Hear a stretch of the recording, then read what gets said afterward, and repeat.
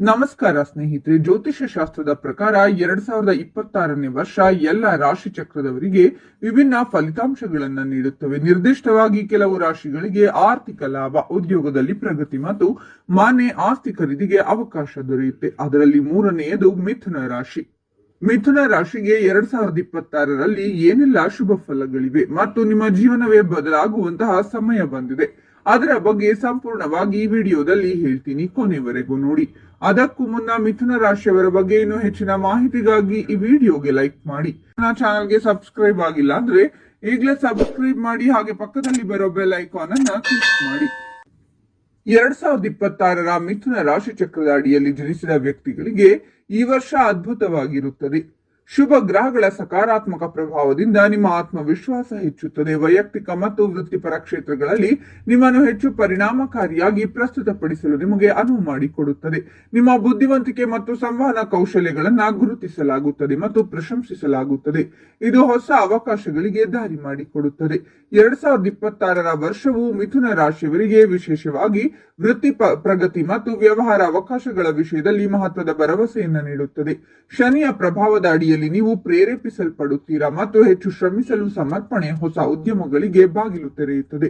ನಿಮ್ಮ ರಾಶಿ ಚಕ್ರದ ಅಧಿಪತಿ ಮತ್ತು ಪಂಚಮೇಶನ 8ನೇ ಮನೆಯಲ್ಲಿ ಸ್ಥಾನವು ಬದಲಾವಣೆಯ ಕಡೆಗೆ ಬಲವಾದ ಒಲವನ್ನ ಸೂಚಿಸುತ್ತದೆ. ಇದು ವೃತ್ತಿ ಬದಲಾವಣೆ ಅಥವಾ ಹೊಸ ವ್ಯಾಪಾರ ಪಾಲುದಾರಿಕೆಗಳನ್ನ ಪ್ರೇರೇಪಿಸುತ್ತದೆ. ಅನ್ವೇಷಿಸುವ ಪರಿಗಣನೆಗಳನ್ನ ಪಡೆಯುತ್ತೀರಾ. ಈ ಅವಧಿಯಲ್ಲಿ ನಿಮ್ಮ ವೃತ್ತಿಪರ ಪಥವನ್ನ ಮೌಲ್ಯಮಾಪನ ಮಾಡಲು ಮತ್ತು ನಿಮ್ಮ ಭವಿಷ್ಯದ ಬಗ್ಗೆ ತಿಳುವಳಿಕೆಯುಳ್ಳ ನಿರ್ಧಾರಗಳನ್ನು ತೆಗೆದುಕೊಳ್ಳಲು ಸೂಕ್ತವಾಗಿದೆ. ನಿಮ್ಮ ಕೆಲಸದ ಗುಣಮಟ್ಟದ ಮೇಲೆ ಕೇಂದ್ರೀಕರಿಸುವ ಮೂಲಕ ಮತ್ತು ಸ್ಥಿರವಾದ ಪ್ರಯತ್ನಗಳನ್ನು ನಿರ್ವಹಿಸುವ ಮೂಲಕ ನಿಮ್ಮ ವೃತ್ತಿ ಜೀವನದಲ್ಲಿ ಸಮೃದ್ಧಿ ಮತ್ತು ಪ್ರಗತಿಯನ್ನ ಬೆಂಬಲಿಸುವ ಅನುಕೂಲಕರ ಗ್ರಹ ಸ್ಥಾನಗಳೊಂದಿಗೆ ನೀವು ಹೊಂದಿಕೆಯಾಗುತ್ತೀರಾ. ಕೆಲಸದಲ್ಲಿ ಪರಿಸ್ಥಿತಿ ನಿಮಗೆ ಪ್ರಯೋಜನಕಾರಿ ಎಂದು ಸಾಬೀತುಪಡಿಸಬಹುದು. ನಿಮ್ಮ ಕೆಲಸದಲ್ಲಿ ಯಶಸ್ಸನ್ನ ಹೆಚ್ಚಿಸುವುದಲ್ಲದೆ ನಿಮ್ಮ ಆದಾಯವನ್ನು ಹೆಚ್ಚಿಸುತ್ತದೆ. ನೀವು ನಿಮ್ಮ ಯೋಜನೆಗಳನ್ನ ಸಂಪೂರ್ಣ ಗಂಭೀರತೆಯಿಂದ ಕಾರ್ಯಗತಗೊಳಿಸುತ್ತೀರಾ ಮತ್ತು ಖಂಡಿತವಾಗಿಯೂ ನಿಮ್ಮ ಕಠಿಣ ಪರಿಶ್ರಮದ ಫಲಿತಾಂಶವನ್ನ ಪಡೆಯುತ್ತೀರಾ. ನಿಮ್ಮ ಕಠಿಣ ಪರಿಶ್ರಮ ಮತ್ತು ಸಮರ್ಪಣೆಯನ್ನ ನೋಡಿ ನೀವು ಉನ್ನತ ಅಧಿಕಾರಿಗಳು ಮತ್ತು ಸಹೋದ್ಯೋಗಿಗಳ ಬೆಂಬಲವನ್ನ ಸಹ ಪಡೆಯಬಹುದು. ಕೆಲಸದ ಸ್ಥಳದಲ್ಲಿ ಗೌರವ ಮತ್ತು ಪ್ರತಿಷ್ಠೆಯನ್ನ ಪಡೆಯಲು ಈ ಸಮಯವು ನಿಮಗೆ ಅನುಕೂಲಕರವಾಗಿರುತ್ತದೆ. ನೀವು ಪಾಲುದಾರಿಕೆ ವ್ಯವಹಾರದಲ್ಲಿದ್ದರೆ ಈ ಸಮಯವು ತುಂಬಾ ಪ್ರಯೋಜನಕಾರಿಯಾಗಿದೆ. ವ್ಯವಹಾರದಲ್ಲಿ ಹೊಸ ಪಾಲುದಾರಿಕೆಗಳು ರೂಪುಗೊಳ್ಳಬಹುದು ಮತ್ತು ನೀವು ಉತ್ತಮ ಲಾಭವನ್ನ ಗಳಿಸಬಹುದು. ನೀವು ಷೇರು ಮಾರುಕಟ್ಟೆಯಲ್ಲಿ ಹೂಡಿಕೆ ಮಾಡಿದರೆ ಈ ವರ್ಷ ನೀವು ಉತ್ತಮ ಲಾಭವನ್ನ ಪಡೆಯುವ ಸಾಧ್ಯತೆ ಇದೆ.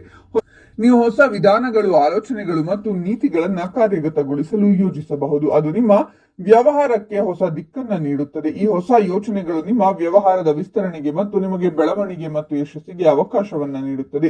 ನಿಮ್ಮ ಯೋಜನೆಯಿಂದಾಗಿ ನೀವು ನಿಮ್ಮ ಅಸ್ತಿತ್ವದಲ್ಲಿರುವ ಕೆಲಸವನ್ನ ಹೆಚ್ಚು ಪರಿಣಾಮಕಾರಿಯಾಗಿ ನಡೆಸಬಹುದು. ಈ ಸಮಯ ಉತ್ತಮವಾಗಿರುತ್ತದೆ. ವಿಶೇಷವಾಗಿ ನೀವು ಹೊಸ ಕೆಲಸವನ್ನ ಪ್ರಾರಂಭಿಸಲು ಬಯಸಿದರೆ ನಿಮ್ಮ ವ್ಯವಹಾರದಲ್ಲಿ ನೀವು ಸ್ಥಿರತೆಯನ್ನ ಪಡೆಯುವುದಲ್ಲದೆ ಒಂದು ನಿರ್ದಿಷ್ಟ ಸಮಯದಲ್ಲಿ ಗಮನಾರ್ಹ ಯಶಸ್ಸನ್ನ ಸಾಧಿಸುವಿರಿ. ಇನ್ನು ಆರ್ಥಿಕ ಸ್ಥಿತಿಯ ಬಗ್ಗೆ ನೋಡುವುದಾದ್ರೆ ಮಿಥುನ ರಾಶಿಯವರಿಗೆ ಆರ್ಥಿಕ ಸ್ಥಿತಿ ಶುಭವಾಗಿರುತ್ತದೆ. ಈ ವರ್ಷದ ಮೊದಲ ತ್ರೈಮಾಸಿಕದಲ್ಲಿ ಖರ್ಚುಗಳಿರುತ್ತವೆ, ಆದರೆ ಇದರ ಹೊರತಾಗಿಯೂ ನೀವು ಸಮತೋಲನವನ್ನ ಕಾಯ್ದುಕೊಳ್ಳಬಹುದು.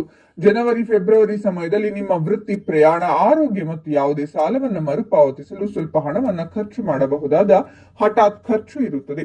ಹಣದ ವಿಷಯಗಳಲ್ಲಿ ಹೆಚ್ಚಳದ ಜೊತೆಗೆ ಖರ್ಚುಗಳನ್ನ ಸಹ ಕಾಣಬಹುದು.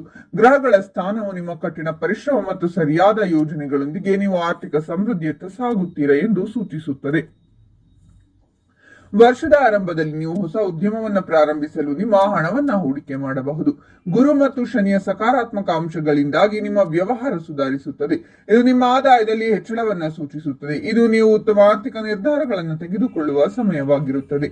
ನೀವು ಹಳೆಯ ವ್ಯವಹಾರ ಯೋಜನೆಯಲ್ಲಿ ಕೆಲಸ ಮಾಡುತ್ತಿದ್ದರೆ ಈಗ ಅದರ ಫಲಿತಾಂಶಗಳನ್ನ ಪಡೆಯಲು ಸಾಧ್ಯವಿದೆ. ನೀವು ಹೊಸ ಹೂಡಿಕೆಗಳನ್ನ ಯೋಜಿಸಬಹುದು ಮತ್ತು ಉತ್ತಮ ಲಾಭವನ್ನ ಪಡೆಯಬಹುದು. ಫೆಬ್ರವರಿ ಮಧ್ಯದ ನಂತರ ನೀವು ಷೇರು ಮಾರುಕಟ್ಟೆಯಲ್ಲಿ ಉತ್ತಮ ಲಾಭವನ್ನ ಗಳಿಸಬಹುದು. ಈ ವರ್ಷ ನಿಮ್ಮ ಎಲ್ಲ ಸಾಲಗಳು ತೀರಿ ಹೋಗುವ ಸಂಭವವಿದೆ. ಇನ್ನು ಪ್ರೇಮ ಮತ್ತು ವೈವಾಹಿಕ ಜೀವನದ ಬಗ್ಗೆ ನೋಡುವುದಾದ್ರೆ ಪ್ರೇಮ ಸಂಬಂಧಗಳ ವಿಷಯದಲ್ಲಿ ಮಿಥುನ ರಾಶಿಯವರಿಗೆ ಈ ವರ್ಷ ಒಳ್ಳೆಯದಾಗಬಹುದು.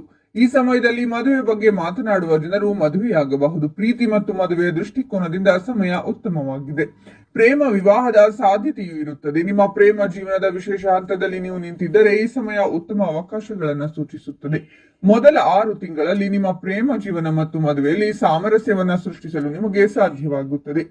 ವರ್ಷದ ಮೊದಲ ಅರ್ಧದಲ್ಲಿ ವಿಶೇಷವಾಗಿ ಗುರು ಮತ್ತು ಲಗ್ನದಲ್ಲಿ ಸಾಗುತ್ತಿರುವಾಗ ಪ್ರೀತಿ ಮತ್ತು ವಿವಾಹಕ್ಕೆ ಸಂಬಂಧಿಸಿದ ನಿಮ್ಮ ಜೀವನದಲ್ಲಿ ಸಕಾರಾತ್ಮಕ ಬದಲಾವಣೆಗಳು ಕಂಡುಬರುತ್ತವೆ. ಲಗ್ನದಲ್ಲಿ ಗುರುವಿನ ಸಂಚಾರವು ನಿಮ್ಮ ವ್ಯಕ್ತಿತ್ವವನ್ನ ಆಕರ್ಷಕವಾಗಿರಿಸುತ್ತದೆ, ನಿಮ್ಮ ಸಂಬಂಧವನ್ನ ಬಲಪಡಿಸುತ್ತದೆ. ನೀವು ನಿಮ್ಮ ಸಂಗಾತಿಯೊಂದಿಗಿನ ನಿಮ್ಮ ಸಂಬಂಧವನ್ನ ಬಲಪಡಿಸಿಕೊಳ್ಳುತ್ತೀರಾ. ನೀವು ಒಂಟಿಯಾಗಿದ್ದರೆ ಈ ಸಮಯದಲ್ಲಿ ಹೊಸ ಸಂಬಂಧದ ಆರಂಭದ ಲಕ್ಷಣಗಳು ಕಂಡುಬರಬಹುದು. ನಿಮ್ಮ ಜೀವನದಲ್ಲಿ ಹೊಸ ಭರವಸೆ ಮತ್ತು ಸಂತೋಷವನ್ನ ತರಬಲ್ಲ ಯಾರನ್ನಾದರೂ ನೀವು ಭೇಟಿಯಾಗಬಹುದು.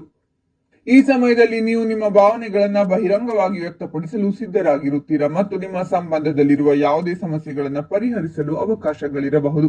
ಒಟ್ಟಾರೆಯಾಗಿ ವರ್ಷದ ಮೊದಲ ಭಾಗವು ಪ್ರೀತಿ ಮತ್ತು ವಿವಾಹದ ದೃಷ್ಟಿಕೋನದಿಂದ ತುಂಬಾ ಅನುಕೂಲಕರವಾಗಿರುತ್ತದೆ. ಗುರುವಿನ ಪ್ರಭಾವವು ನಿಮ್ಮ ಸಂಬಂಧಗಳನ್ನು ಬಲಪಡಿಸುತ್ತದೆ ಮತ್ತು ಪ್ರೇಮ ವಿವಾಹದಲ್ಲಿ ಯಶಸ್ಸಿನ ಉತ್ತಮ ಲಕ್ಷಣಗಳಿವೆ. ನವೆಂಬರ್ ನಂತರ ರಾಹುವಿನ ಸಂಚಾರವು ನಿಮ್ಮ ಪ್ರೇಮ ಜೀವನದಲ್ಲಿ ಕೆಲವು ಏರಿಳಿತಗಳನ್ನು ತರಬಹುದು. ಆದ್ದರಿಂದ ವರ್ಷದ ಕೊನೆಯಲ್ಲಿ ನಿಮ್ಮ ಸಂಬಂಧಗಳು ಮತ್ತು ವಿವಾಹದ ಬಗ್ಗೆ ಜಾಗರೂಕರಾಗಿರುವುದು ಬಹಳ ಮುಖ್ಯ. ಈ ಸಮಯದಲ್ಲಿ ನೀವು ತಾಳ್ಮೆ ಮತ್ತು ಬುದ್ಧಿವಂತಿಕೆಯಿಂದ ಕೆಲಸ ಮಾಡಿದರೆ ನಿಮ್ಮ ಸಂಬಂಧ ಮತ್ತು ವಿವಾಹದಲ್ಲಿ ಸಮತೋಲನವನ್ನ ಕಾಯ್ದುಕೊಳ್ಳಬಹುದು. ಇನ್ನು ಆರೋಗ್ಯದ ದೃಷ್ಟಿಯಿಂದ ಮಿಥುನ ರಾಶಿಯವರಿಗೆ ಮಿಶ್ರ ಫಲಿತಾಂಶಗಳನ್ನು ತೋರಿಸುತ್ತದೆ. ಈ ಸಮಯದಲ್ಲಿ ಆರಂಭದಲ್ಲಿ 8ನೇ ಮನೆಯಲ್ಲಿ ರಾಶಿ ಅಧಿಪತಿ ಮಿಥುನ ಸ್ಥಾನವು ಆರೋಗ್ಯದ ಮೇಲೆ ಸ್ವಲ್ಪ ಪರಿಣಾಮ ಬೀರಬಹುದು, ಆದರೆ ಪರಿಸ್ಥಿತಿ ಅನಿಯಂತ್ರಿತವಾಗಿರುವುದಿಲ್ಲ. ಈ ಸಮಯದಲ್ಲಿ ರಕ್ತ ಮತ್ತು ಚರ್ಮ ರೋಗಗಳು ಪರಿಣಾಮಗಳನ್ನು ತೋರಿಸಬಹುದು. ಗ್ರಹಗಳ ಸ್ಥಾನವು ಈ ವರ್ಷ ನಿಮ್ಮ ಆರೋಗ್ಯದ ಮೇಲೆ ಪರಿಣಾಮ ಬೀರುತ್ತದೆ ಮತ್ತು ವರ್ಷದ ಮೊದಲ ತ್ರೈಮಾಸಿಕದಲ್ಲಿ ಮಧ್ಯಭಾಗದಿಂದ ನಿಮ್ಮ ಆರೋಗ್ಯ ಸುಧಾರಿಸುತ್ತದೆ. 2026ರ ವರ್ಷದ ಆರಂಭವು ನಿಮ್ಮ ಆರೋಗ್ಯಕ್ಕೆ ಏರಿಳಿತಗಳಿಂದ ಕೂಡಿರುತ್ತದೆ. ವಿಶೇಷವಾಗಿ ಗುರುವಿನ ಪ್ರಭಾವವು ನಿಮ್ಮ ಆರೋಗ್ಯವನ್ನ ಬಲವಾಗಿಡುತ್ತದೆ. ಅದೇ ಸಮಯದಲ್ಲಿ ರಾಶಿ ಚಕ್ರದ ಅಧಿಪತಿಯ ಸ್ಥಾನವು ಸ್ವಲ್ಪ ದುರ್ಬಲವಾಗಿದ್ದು ಇದು ಆರೋಗ್ಯದ ಮೇಲೆ ಪರಿಣಾಮ ಬೀರುತ್ತದೆ. ಈ ಸಮಯದಲ್ಲಿ ಜೀವನ ಸಂಗಾತಿಯ ಆರೋಗ್ಯದ ಬಗ್ಗೆ ಕಾಳಜಿ ಇರಬಹುದು. ಆದಾಗ್ಯೂ ಗುರುವಿನ ಅಂಶದ ಪ್ರಭಾವದಿಂದಾಗಿ ನೀವು ದೈಹಿಕವಾಗಿ ಉತ್ತಮವಾಗಿರುತ್ತೀರಾ ಮತ್ತು ಮಾನಸಿಕ ಶಾಂತಿಯನ್ನ ಹೊಂದಿರುತ್ತೀರಾ. ಈ ಸಮಯದಲ್ಲಿ ನಿಮ್ಮ ಆರೋಗ್ಯವು ಸ್ಥಿರವಾಗಿರುತ್ತದೆ ಮತ್ತು ನೀವು ಶಕ್ತಿಯುತವಾಗಿ ಕಾಣುತ್ತೀರಾ.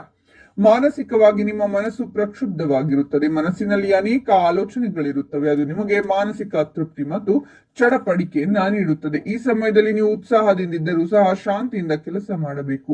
ಅಪಾಯಕಾರಿ ಕೆಲಸಗಳಲ್ಲಿ ತೊಡಗಿಸಿಕೊಳ್ಳುವ ಮೊದಲು ನೀವು ನಿಮ್ಮ ಸುರಕ್ಷತೆಯನ್ನ ಸಹ ಪರಿಗಣಿಸಬೇಕು. ಈ ತಿಂಗಳು ವಾಹನಗಳು ಇತ್ಯಾದಿಗಳನ್ನ ಎಚ್ಚರಿಕೆಯಿಂದ ಬಳಸುವ ಅವಶ್ಯಕತೆ ಇದೆ. ಕೆಲವು ಸಂದರ್ಭಗಳಲ್ಲಿ ಚೂಪಾದ ವಸ್ತುಗಳಿಂದ ಸಮಸ್ಯೆಗಳು ಉದ್ಭವಿಸಬಹುದು. ಈ ಸಮಯದಲ್ಲಿ ಧ್ಯಾನವು ನಿಮಗೆ ತುಂಬಾ ಒಳ್ಳೆಯದು. ಇದು ನಿಮಗೆ ಮಾನಸಿಕ ಶಾಂತಿ ಮತ್ತು ತಾಜಾತನವನ್ನ ನೀಡುತ್ತದೆ. ಇದು ನಿಮ್ಮ ಆರೋಗ್ಯದ ಮೇಲೆ ಸಕಾರಾತ್ಮಕ ಪರಿಣಾಮ ಬೀರುತ್ತದೆ. ನಿಮ್ಮೊಳಗೆ ಹೊಸ ಶಕ್ತಿ ಇರುತ್ತದೆ ಮತ್ತು ನೀವು ಪ್ರತಿದಿನ ಚೈತನ್ಯಶೀಲ ಮತ್ತು ಕ್ರಿಯಾಶೀಲರಾಗಿರುತ್ತೀರಾ. ಇದು ಮಾನಸಿಕ ಸಮತೋಲನವನ್ನ ಕಾಪಾಡಿಕೊಳ್ಳುವ ಸಮಯವಾಗಿರುತ್ತದೆ. ಇದು ನಿಮ್ಮ ದೈಹಿಕ ಆರೋಗ್ಯಕ್ಕೂ ಪ್ರಯೋಜನವನ್ನ ನೀಡುತ್ತದೆ. ನೋಡಿದ್ರಲ್ಲ ಸ್ನೇಹಿತರೆ, 2026ರಲ್ಲಿ ಮಿಥುನ ರಾಶಿಯವರ ಭವಿಷ್ಯ ಹೇಗಿದೆ ಅಂತ. ಈ ವರ್ಷ ಮಿಥುನ ರಾಶಿಯವರಿಗೆ ನಿಜಕ್ಕೂ ಅದೃಷ್ಟದ ವರ್ಷ ಅಂತಾನೆ ಹೇಳಬಹುದು. ಇನ್ನು 2026ರಲ್ಲಿ ಬಹಳ ಒಳ್ಳೆಯ ಫಲಗಳಿವೆ. ಅದರ ಜೊತೆಗೆ ಆರೋಗ್ಯದ ಬಗ್ಗೆ ವಿಶೇಷ ಕಾಳಜಿ ವಹಿಸಬೇಕು. ಇನ್ನು ನೀವು ಕಠಿಣ ಪರಿಶ್ರಮದಿಂದ ಕೆಲಸ ಮಾಡಿದರೆ ನೀವು ಯಶಸ್ಸಿನ ಉತ್ತುಂಗದಲ್ಲಿರಬಹುದು. ಈ ವಿಡಿಯೋವನ್ನ ಎಲ್ಲರಿಗೂ ಶೇರ್ ಮಾಡಿ. ಅವರು ಕೂಡ ಕಷ್ಟಗಳಿಂದ ಹೊರಬರುವಂತಾಗಲಿ. ನಿಮಗೂ ಒಳಿತಾಗುತ್ತದೆ. ಈ ಮಾಹಿತಿಯ ಬಗ್ಗೆ ನಿಮ್ಮ ಅನಿಸಿಕೆಗಳನ್ನ ತಪ್ಪದೆ ಕಾಮೆಂಟ್ ನಲ್ಲಿ ತಿಳಿಸಿ. ಮಿಥುನ ರಾಶಿಯವರ ಪ್ರತಿ ತಿಂಗಳ ಭವಿಷ್ಯಕ್ಕಾಗಿ ನಮ್ಮ ಚಾನೆಲ್ ಅನ್ನ ಸಬ್ಸ್ಕ್ರೈಬ್ ಮಾಡಿ.